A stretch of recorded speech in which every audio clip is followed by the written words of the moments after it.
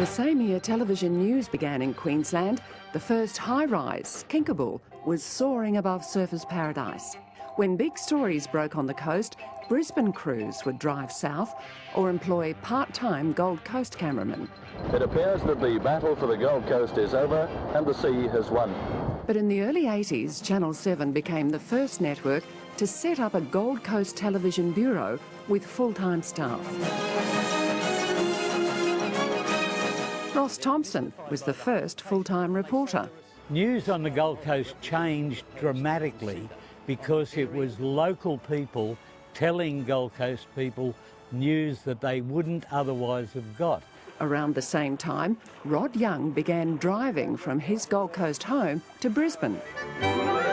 Good evening, everyone. Well, the scattered shower and thunderstorm activity has been fairly widespread. In 1987, he became the main ABC newsreader. While flooding continued in parts of southern inland Queensland. In 2002, Rod joined me at 7. Tonight, it's my pleasure to welcome Rod Young to the team. Thank you, Karen. Looking forward to it. After reading the news on his own for so long, the hardest part was learning to share. Because, of course, we had to take turns. And after 20 plus years doing it solo, I was ready to launch into everything that came up, every single time the light came on the camera. But after a 14-year successful partnership, go well on the Gold Coast. Well, we love you. Thank you. The Gold Coast beckons. The first 7-day-a-week local news service at 5:30. Live from our Surfers Paradise headquarters, this is 7 Gold Coast News with Rod Young.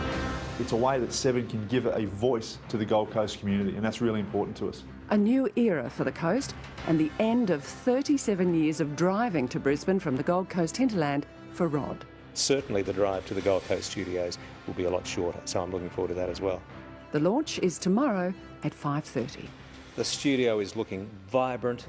The team down there are young, enthusiastic. They're just keen to get into the action, and I'm nervous but excited about kicking off the news tomorrow night on the Gold Coast.